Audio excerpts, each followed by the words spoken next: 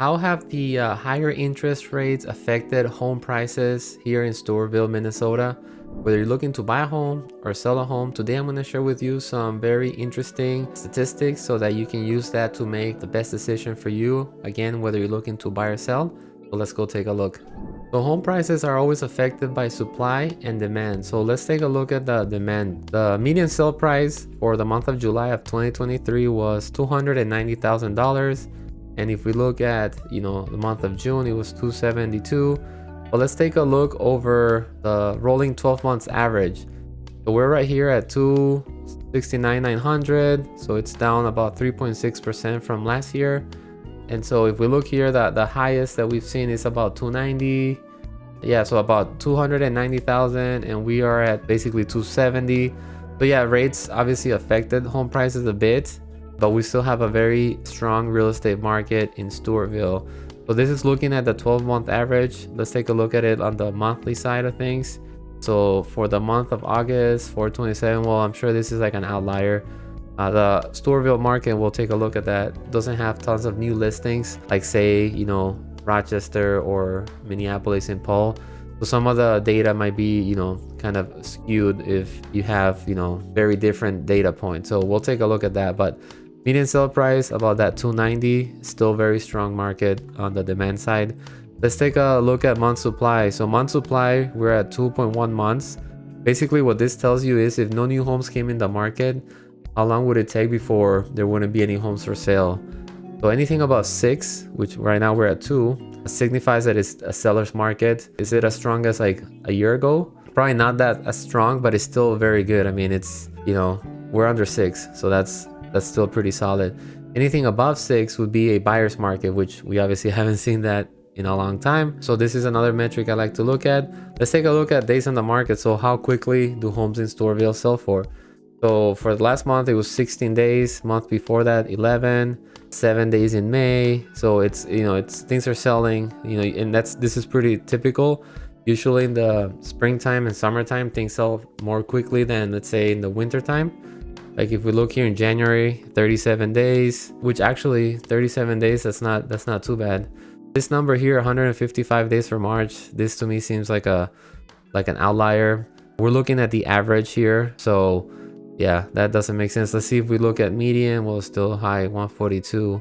But the point is, homes are selling relatively quickly in Stewartville, so that's good. So when we kind of take a look at the demand side, demand is strong, right?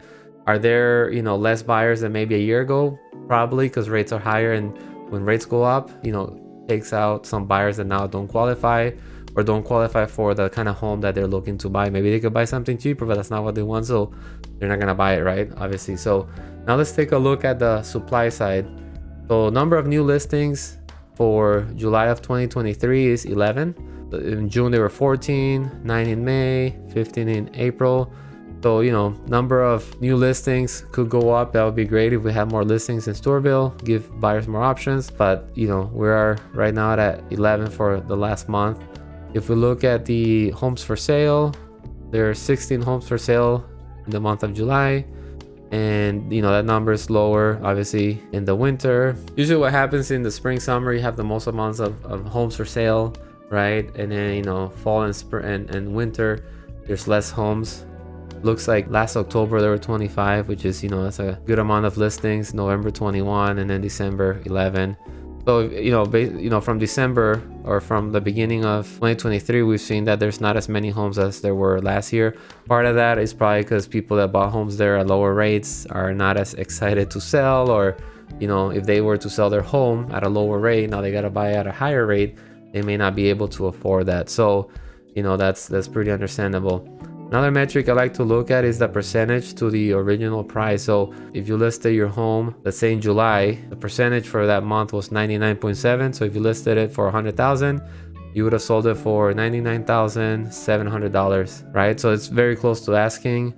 In June, it was 100.5, May 100. Obviously in the winter time of the year, it's when you could get a better deal, right? If you can find a house you really like let's say in February, this last February, you could have gotten it for 92% of the sale price. I mean, Who wouldn't want that, right? But you know, in the winter there's going to be less listings or less options. So if you're looking for something in Stewartville that's, you know, kind of easy to find, kind of a very, you know, common house, right, that you can find, if you could time it perfectly, obviously in the winter would be best, but you'll have less buyers, less competition usually. If you were looking for something more unique, maybe some acreage, something that's harder to find, you know, I would say spring and summer would be, you know, if you can time it, right, that's kind of like best time to look for homes like that.